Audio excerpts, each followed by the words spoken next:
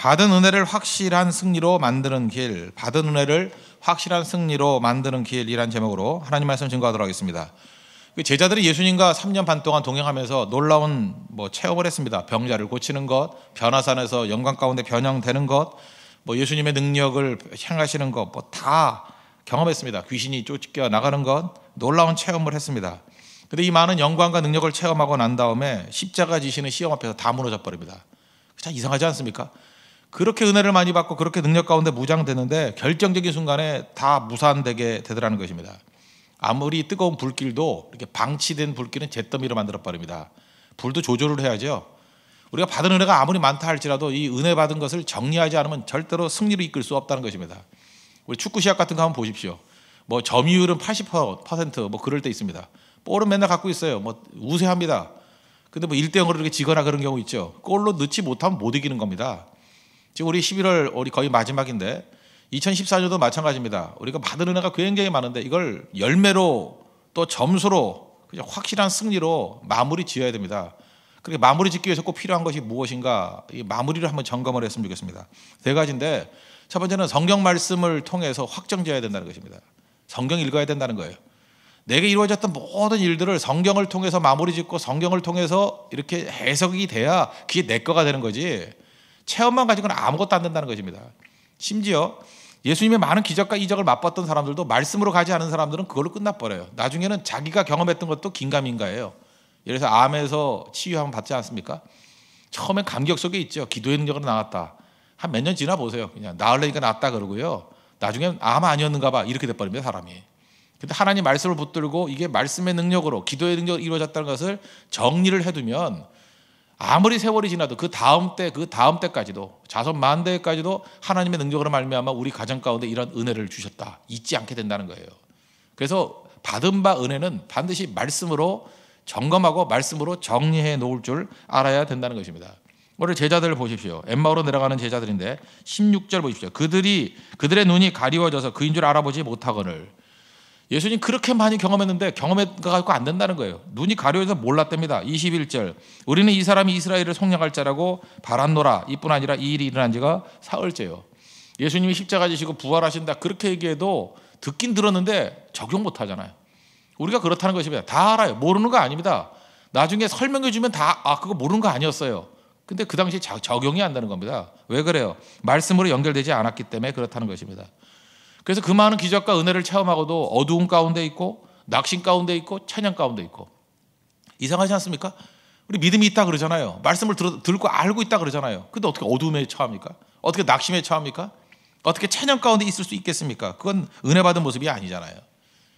예수님이 이런 사람들에게 오셔가지고 백지가 아니라, 너는 빵점짜리가 아니라 받은 바 은혜를 말씀으로 재정돈해야 된다라고 하는 것을 우리에게 보여주고 있습니다. 엠마오로 내려가는 제자들 이 사람만이 아니에요. 우리도 마찬가지라는 것입니다. 은혜 다 체험하고 다 알아요. 선교도 가가지고 승리했고, 이렇게 한 해를 돌이켜 보십시오.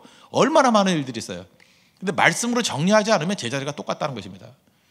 예수님께서 말씀으로 정리해 주십니다. 25절 보십시오. 미련하고 선지자들이 행한 모든 것을 마음에 더디 믿는 자들이요. 우리죠. 그리스도가 이런 교훈을 받고 자기 영광에 들어가야 할 것이 아니냐 하시고 옛날에 얘기했던 것을 설명해 줍니다. 다시 말씀으로 정리해 주죠. 27절 이에 모세와 모든 선지자의 글로 시작하여 모든 성경에 쓴 바 자기에 관한 것을 자세히 설명하시니라. 이제까지 벌어졌던 모든 일들, 이제까지 경험했던 모든 일들, 은혜 받았던 모든 일들을 성경을 통해서 자세히 설명해 주셨다고 얘기를 합니다. 말씀으로 정리해 줬다는 거죠. 그래서 말씀은요, 미래를 여는 길도 있지만 이제까지 내가 살아왔던 모든 일들, 내 고난, 내 삶에 있는 난관들, 내가 경험했던 많은 연단들을 설명해 주는 거예요. 해석해 주는 거예요. 인간의 해석이 필요합니다. 내 삶에 이런 것이었군요, 이런 뜻이었군요, 이렇게 이끄셨군요 라고 모든 것을 설명해 줬다는 거예요. 말씀을 통해서. 그랬더니 그들이 열매 맺게 되는, 나중에 승리하는 그런 모습으로 변화가 되더라는 것입니다. 우리가 지금 몰라서 그러는 게 아닙니다. 그래서 여러분들은 항상 말씀의 정리를 통해서 우리의 삶의 모든 것들을 채워나가는 그런 모습이 있을 때 승리하게 된다는 것입니다. 그래서 이게 말이 어려우면 이렇게 생각해야 돼요. 여러분 삶에 벌어지는 모든 일들이 있지 않습니까? 그것에 대해서 말씀으로 설명할 수 있도록 준비하십시오. 내가 왜 이런 일이 벌어졌는지, 내가 어떻게 이해하는지 말씀으로 설명이 가능해야 돼요. 그리고 성경을 보면요, 내가 벌어지는 모든 상황이 성경과 1:1로 맞는 부분이 여러 군데 있습니다. 그죠? 그 부분을 통해서 어떻게 일어서야 될지, 이걸 어떻게 내가 대비해야 될지, 또 어떻게 감사와 찬송을 해야 될지를 깨우치라는 거예요. 그게 성경입니다. 그래서 성경을 통해서 내 인생을 주석할 줄 아는 그런 거룩한 백성들 되길 바랍니다. 최근에 우리 미생이라는 뭐 만화도 있었고 드라마도 있지 않습니까? 저도 9권짜리 만화를 보고 또 드라마로도 뭐 가끔 보기도 하는데, 직장인들 다 직장생활 하잖아요. 그런데 직장생활 모르는 게 아니지 않습니까? 근데 그걸 바둑이라는 걸 통해 가지고 이렇게 재해석을 해주니까 거기서 삶에서 정리가 되잖아요. 아, 내가 무엇이 문제고 어떻게 대비해야 되고 이 난관을 어떻게 딛고 일어서야 될 것인가. 하다못해 직장생활도요, 그런 드라마 하나를 통해서 해석을 해주니까 큰 힘이 되잖아요. 그 인간적인 글도 그런데 하나님 말씀이 내 인생에 재해석을 해주고 지침을 준다 그러면 얼마나 강력한 힘이 되겠습니까? 또 다른 말로 하면 똑같은 팀인데, 축구팀도 감독에 따라서 뭐 맨체스터 유나이티드 같은 파날이라는 감독이 와가지고 재해석을 해주잖아요. 너희 전력이 어떻고 우리 전략이 어떻게 돼야 되고 어디로 가야 될지, 감독의 설명과 그 내용에 따라서 팀이 완전히 달라집니다. 전혀 달라지는 팀이 된다는 거예요. 이미 가지고 있는 실력이죠. 없던 실력이 생기는 게 아닙니다. 그걸 통해서 약점을 보완하고 강점을 최대화시킬 수 있다는 거예요. 인간적인 것도 그런데 생명의 말씀, 하나님 말씀이, 성령께서 도와주시는 말씀이 우리에게 임하면 이건 뭐 상대가 안 되겠죠. 100배, 1000배, 10,000배, 이거는 뭐 상상할 수 없는 정도의 능력이 나타나게 된다는 것입니다. 하나님 말씀을 여러분의 삶의 감독으로 삼으십시오. 여러분 인생의 모든 것들을 말씀을 통해서 재해석할 줄 알아야 된다는 거예요. 말씀을 읽어야 된다는 것입니다. 말씀을 통해서 내 삶을 설명할 줄 알 때 그때 능력이 나타나게 된다는 것입니다. 그래서 아무리 바쁘다 할지라도 내가 이제까지 이루어졌던 일들을 말씀을 통해서 재정돈이 되지 않으면 반드시 무너집니다. 나중에 그것이 의미가 없어지고, 우리 말이 있잖아요. 뭐 구슬이 서마리에도 꿰어야 보배라고. 꿰지 않는 삶은 무너지게 돼 있다는 것입니다. 말씀을 통해서 우리 인생을 꿰일 줄 아는, 그래서 탄탄하게 만들고 아름다움으로 만들 수 있는 우리 믿음의 종 되기를 바랍니다. 두 번째는 하나님 말씀으로 내 인생을 점검해야 되고, 또 하나는 하나님께서 우리에게 은혜를 주셨지 않습니까?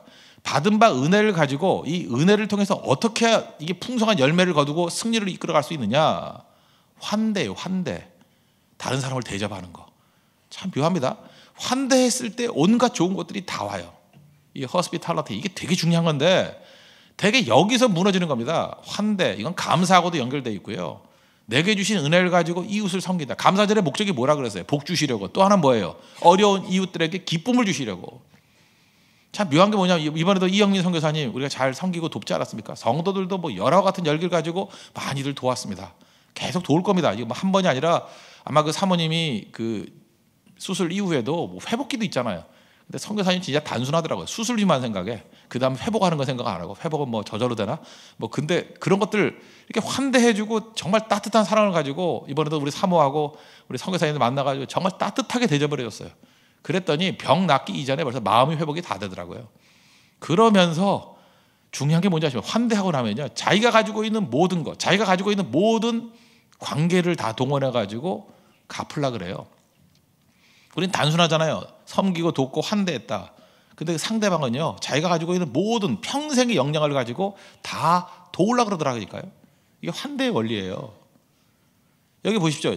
여기 엠마오로 내려가는 두 자들 절망하고 낙심했지만 그래도 예수님에 대해서 환대하려고 그러다 보니까 예수님께서 주시는 모든 것들을 다 누리지 않습니까?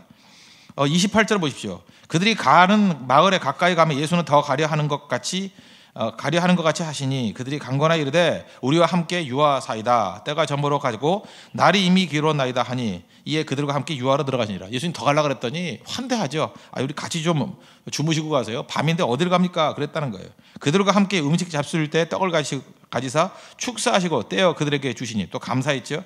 그들의 눈이 밝아져 그인 줄 알아보더니 예수는 그들에게 보이지 아니하시는지라. 그냥 헤어졌으면 끝나버렸는데 환대하니까 그 다음 복이 임하게 되잖아요. 그래서 여러분들 진짜 배워야 될 게 뭐냐면, 인색하면 안 돼요. 하나님께 내게 주신 모든 은혜를 가지고 어떻게든 상대를 도우려고 그러고, 그러니까 우리가 기대하는 게 한 100 정도라 그러면 언제나 그걸 넘기는 게 필요해요. 좀 과도하게 환대한다. 한 150, 어떤 때 200. 그래서 상대방이 깜짝 놀랄 정도로 이럴 수가 있습니까? 할 정도로. 그렇게 되면 그 사람이 감동받은 정도가 아니라 그 사람이 줄 수 있는 모든 것들이 다 임하게 된다니까요. 그래서 성경에 원래 출애굽기 22장 21절 보니까 나그네 도우라. 나그네가 뭐예요? 이방 나그네라고 돼 있어요. 압제하지 말고 그들을 학대하지 말고 그들을 도우라. 왜? 너희들도 나그네였기 때문에. 어려운 당한 사람을 도우면요, 그죠? 안전이 보장되지 않는 그런 사람들 도와주면 그 다음에 그 사람이 가지고 있는 모든 것을 가지고 다 부어준다는 거예요.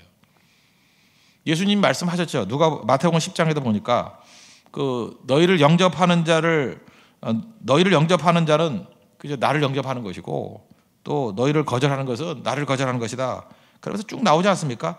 뭐 선지자의 이름으로 선지자를 영접하는 자에게 선지자의 상이 있고 의인의 이름으로 의인을 영접하는 자에게 의인의 상이 있고 그러면서 이 작은 자 옛날 소자라 그러죠. 소자에게 뭐 대접 물 한 거 대접하는 것도 내게 한 것이다. 그 예수님 말씀 핵심이 뭐예요? 누가 됐든지 간에 환대하라는 거. 환대하면 선지자에게 환대하면 선지자의 복이 임하게 되고 의인을 환대하면 의인의 복이 임하게 된다. 한 소자에게 한 것이 내게 한 것이다. 환대의 원리. 그럼 거기서 모든 것들이 다 부어지게 된다는 것입니다. 아브라함도 그 지나가는 나그네 환대했더니 그게 누구였어요? 천사였고 또 다른 말하면 누구예요? 그게 하나님이셨잖아요. 그래서 히브리서 13장 2절 보니까 손님 대접하기를 잊지 말라. 이로써 부지 중에 천사들을 대접한 이도 있다. 누구예요? 아브라함. 우리도 인생이 그래야 된다는 것이죠. 그래서 교회도 그렇고 성도도 그렇고 언제나 환대하게 될 때 능력이 나타난다. 환대 원리로 성경이 너무 많이 나오죠. 엘리야 보십시오. 엘리야 사무엘 열왕기상 17장인가요? 거기 보면은 그 과부가 사르밧의 과부가 환대하잖아요. 뭐 먹을 것도 없는데 뭐 선지자가 이상한 선지자가 와가지고 뭐 아들 주지 말고 나 주고 먹어라 뭐 주구라 뭐 그러잖아요. 그럴 때 밀가루가 떨어지지 않고 기름이 넘치게 되는 일들이 벌어졌잖아요. 환대의 원리. 그럼 이게 성경에만 있습니까? 우리에게는 없어요. 가장 어려울 때 환대하면 능력이 나타나기 시작한다는 거예요. 다시 오늘 이 말씀 왜 하는지 아시겠죠? 이제 한 해를 마무리 짓습니다. 받은 바 은혜가 무지무지하게 크다고요. 확실한 승리를 이끌기 위해서 받은 바 은혜를 어디로 연결시켜야 돼요? 내 주변에 있는 사람들을 환대하는 곳에 이끌어야 된다는 거예요. 우린 항상 그래. 위만 쳐다봐요. 여기서 승진을 앞두고 있는 사람이 있고 또 다른 사람의 결정에 의해서 우리 운명이 좀 바뀔 사람들이 있죠. 맨날 위만 쳐다봅니다. 저분이 날 잘해주면 내가 길이 열릴 건데 저 사람이 나한테 체크만 한번 해주면 승리를 할 건데 위만 쳐다보지 마시고 여러분이 있는 위치가 생각보다 높은 위치인 거 아십니까? 밑에를 한번 돌아봐요. 밑에 있는 사람에게 내가 잘해주기만 하고 환대하기만 하면 얼마나 많은 일이 벌어질까. 위에 있는 한두 사람 바라보지 말고 내가 베풀 수 있는 사람 수십 명의 사람 수백 명의 사람들을 바라보라고요. 거기에 온전하게 해야 되면 밑에서 올라오는 힘이 있어요. 어마어마한 힘들. 잊지 말라. 그게 한 해를 마무리 짓고 받은 바 은혜를 마무리 짓는 하나님 백성들의 진정한 자세라는 것입니다. 그래서 우리 교회가 감사절 이후에 감사의 내용이 뭐예요? 환대로 연결되는, 그죠? 계속해서 감사하는 게 뭐예요? 받은 바 은혜를 어려운 이들의 기쁨이 되게 만드는 그런 믿음의 종 되기를 바랍니다. 그럴 때 확실한 승리가 임하게 된다는 거예요. 그리고 마지막 세 번째로 받은 바 은혜를 확실한 승리를 이끌 수 있는 건 자기 자리 가라는 거예요. 자기 자리. 그죠? 있던 자리 떠나거든요.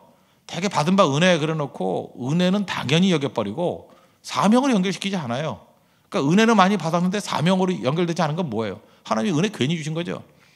은혜 주면 은사라는 게 뭐예요? 그거 갖고 승리를 이끌라는 건데 그 자리 떠나가지고 엉뚱한 짓 하고 있잖아요. 받은 바 은혜는, 받은 바 능력은 현장에 가야 능력이 임하는 것입니다.